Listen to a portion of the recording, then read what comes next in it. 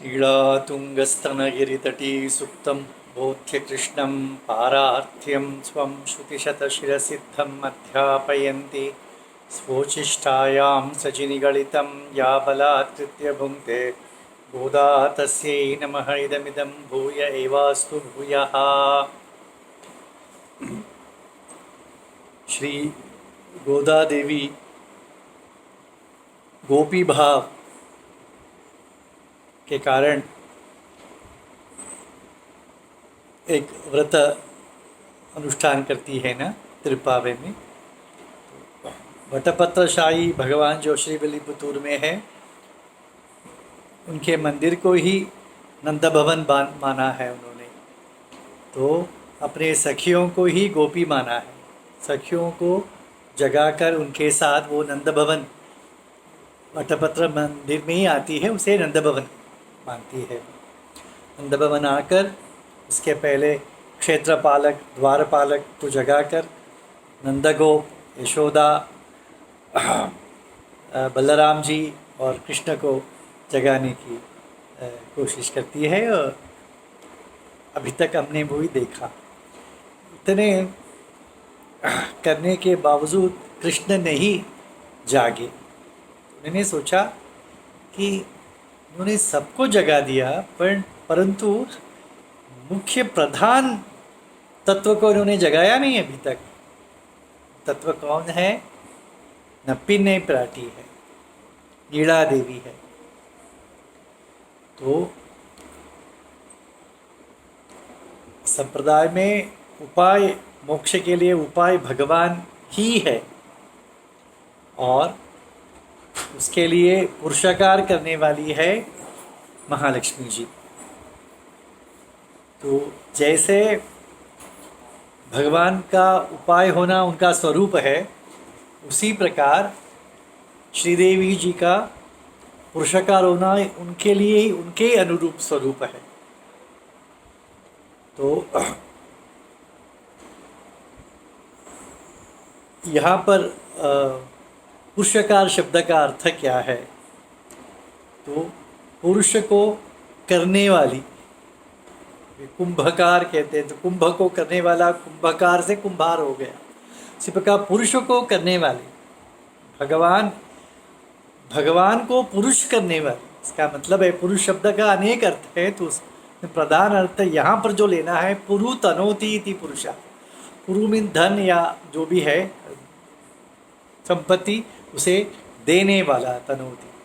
तो क्या देने वाला? मोक्ष रूपी धन को, कैंकरी रूपी धन को देने वाला। ऐसा उसे करती है श्रीदेवी जी। क्यों करना पड़ता है?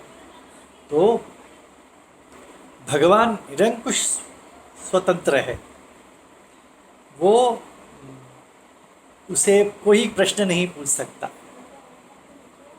तो हम जब जीव भगवान के सम्मुख होते हैं तो हमारे पाप,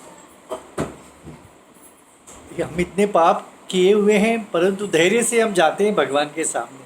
तो भगवान कहते हैं, इतने पाप करके मेरे सामने धैर्य से आए हो तुम, कैसे माफ़ करो तुम्हें?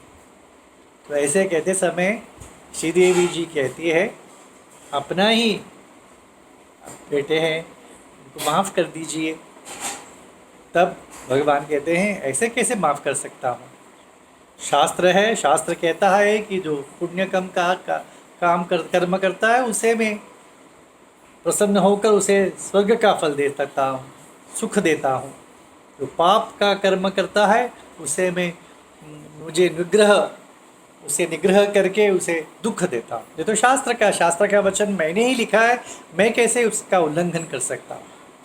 तब श्री देवी जी कहते हैं, ऐसा? तो फिर आपके करुणा सागर, दया सिंधु, ये सब नाम का क्या होगा? ये सब गुण कहाँ गए, कहाँ गायब हो जाएंगे? तब भगवान कहते हैं, शास्त्र का क्या फिर? तब श्री देवी कहती हैं कि मैं आपको एक तरकीब सुनाती हूँ, जिससे दोनों जीवित रह जाए। जैसे आपके जो आश्रित नहीं है, उन पर आप शास्त्र चलाइए। उन्हें पाप किया है तो दंड दीजिए, पुण्य किया है तो सुख दीजिए। परंतु जो आपके आश्रित हुए हैं, तो उन्हें आप अपने गुण, दया गुण से उनकी रक्षा कीजिए, उन्हें क्षमा कीजिए। इस प्रकार तो करने से तो ठीक होगा। तो भगवान सुन लेते हैं, तो देखते हैं कि ये तो ऐसे कहेगी, तो पास देखते हैं तो वहाँ पर भूदेवी, भूमि देवी खड़ी है। उनसे पूछते हैं, तो ये कहती है, महालक्ष्मी जी क्या, श्रीदेवी कहती है, कौन अपराध नहीं करता है, हर जीव अपराध करता है, इसमें बड़ी बात क्या है, अपराध का आश्चर्य की बात क्या है, क्षमा करना है हमारा स्वरूप है। तब भगवान चाहते हैं कि सुन लें ये भूमि देवी क्या कहती है। तो उनकी तरफ मुड़े तो भूमि देवी कहती है, इन्होंने तो कोई दोष अपराध नहीं किया है, इनमें कोई दोष दिखता नहीं है, मुझे दोष नहीं है। तो दोनों ने दूसरी तरफ मुड़कर नीला देवी की तरफ देखते हैं कि वो शायद कह देगी नहीं इनको दंड दीजिए। तो नीला देवी कहती है, दोष दोष माने क्या? तो श्रीदेवी कहती है, दोष कौन दोषी नहीं है। भूमि देवी कहती है, दोष नहीं किया है इसने। और नीला देवी कहती है, दोष यानी क्या? तो इस प्रकार निग्रह नहीं जानते हैं ये सब हमारे माताएं। तो ऐसे तो भगवान को जबरदस्ती माफ़ करना ही पड़ता। देखिए भगवान कैसे दया सिंधु है ही, जैसे सागर में भी बड़वाग्नि हो जाता है ना, कभी कभी अग्नि उत्पन्न हो जाता है, तो इसलिए भगवान दया का सिंधु ही है, उसमें भी कभी न कभी क्रोध हो जाए। क्योंकि हमारे पाप इतने हैं कि क्रोध न होना ही आश्चर्य है।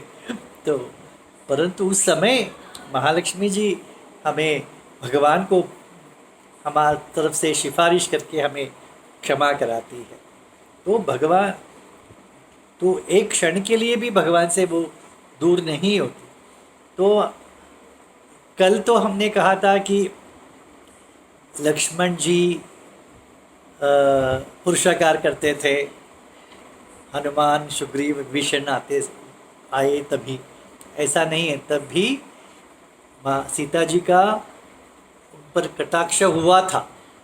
कैसे कहते हैं, जब रावण सीता को अपहरण करके ले जा रहा था, तब उसने ऋष्यभृंग पर्वत के शिखर पर 5 वानरों को देखा। उस समय उन्होंने अपने आभूषण को निकालकर उसमें वहाँ पर छोड़ दिया। तो उनको देखा, सीता जी का कटाक्ष उन्हें मिला और आभूषण का भी प्रसाद उन्हें नीचे मिल गया। तो सुग्रीव को वो पुरुषकार मिल गया। उसी प्रकार हनुमान जी को भी सीता जी का पुरुषकार कैसे प्राप्त हुआ है। तब हनुमान जी राम के सौंदर्य में मोहित होकर, वीर पराक्रम में मोहित होकर उनकी सेवा करते थे।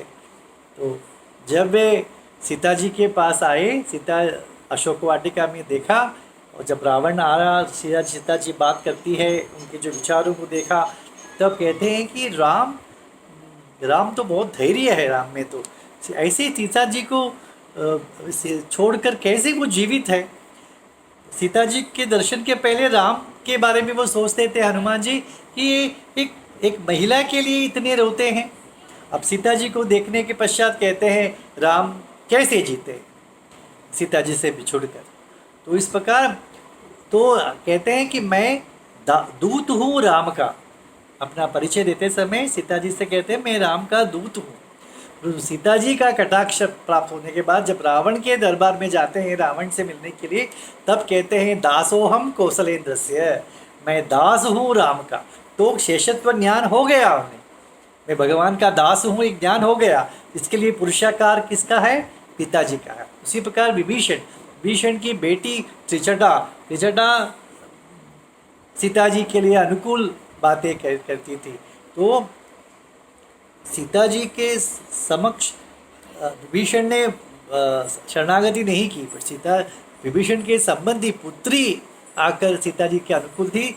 वही पर्याप्त है विभीषण पर अनुग्रह करने। जब विभीषण अंतरिक्षगत श्रीमान करके जब आकाश में खड़े होते हैं, तब सीता जी उन्हें देखते कहती है, कौन जा रहा है आकाश में। तब कहते हैं कि ये विभीषण जा रहे, तभी भी उनका उन पर कटाक्ष या कृपा हो गया। तो इस प्रकार माता जी के पुरुषकार के बिना भगवान काम नहीं करते। इसीलिए जब वो नहीं थी पास में तो काकासुर का पता तो पता है, काकासुर भगवान माता जी का अपराध किया, परंतु माता जी के गोद में हमारे राम जी सो रहे थे। राम जी को जगाना नहीं चाहती थी, क्योंकि जब वो राम तो सुंदर है ही, जब सो रहे होते हैं तो अति सुंदर होते हैं, और हमारे जैसे तो हम सोते समय विकृत हो जाते हैं। राम परंतु सोते समय अति सुंदर है, तो उनके सौंदर्य में मोहित होकर सीता जी उनको जगाना नहीं चाहती थी, परंतु रक्त के कारण वो जाग उठे और उन्होंने एक तिनके को लेकर ब्रह्मास्त्र का मंत्र करके चढ़ाकर उसको उस काकासुर को वध करने के लिए भेजा। वो अपने पिताजी के बाद इंद्र के पास गया, इंद्र ने भी उसे छोड़ दिया, सभी देवताओं ने छोड़ दी, ऋषियों ने उसका त्याग कर दिया। तो फिर कर भगवान के चरणों में आकर गिरा। कैसे गिरने पर भी कैसे गिरा, उसके पैर भगवान के चरणों के ओर था। तो सीता जी ने उसके सर को भगवान के चरणों की ओर रखा। और तो ये भी सीता जी की कृपा के हम सीता जी पर अपराध करने वाला वो काकासुर को भी सीता जी ने कृपा करके उसके शरणागति करवाई और भगवान ने उसे क्षमा किया, उसके आँख को एक ले लिया, फिर ब्रह्मास्त्र का प्रयोग तो किया था। तो इस प्रकार सीता जी के लिए सीता जी के पुरुषकार से ही सब बचे। फिर रावण सीता जी पास में नहीं है तो रावण का मृत्यु हो गया। इसी प्रकार खरदूषण जो नासिक पंचवटी में जो 14,000 राक्षसों का वध करने के लिए भी सीता जी को उन्होंने गुफा में रख दिया। राम और एक राम आए, क्योंकि सीता जी साथ में नहीं थे तो सभी राक्षसों का वध किया। तो ये सीता जी या श्रीदेवी पुरुषकार स्वरूप है। तो परंतु भगवान को पाने के लिए पुरुषकार की आवश्यकता है, सिफारिश की आवश्यकता है। क्या श्रीदेवी के लिए भी पुरुषकार की आवश्यकता है? नहीं। सीता के पास जाने के लिए पुरुषकार की आवश्यकता नहीं है, वो स्वयं कृपा करने वाली है, किसी के कहने की कोई ज़रूरत नहीं है। तो इस प्रकार पुरुषकार का इस पासुरम में कहा गया है, पुरुषकार का वर्णन महिमा कहा गया।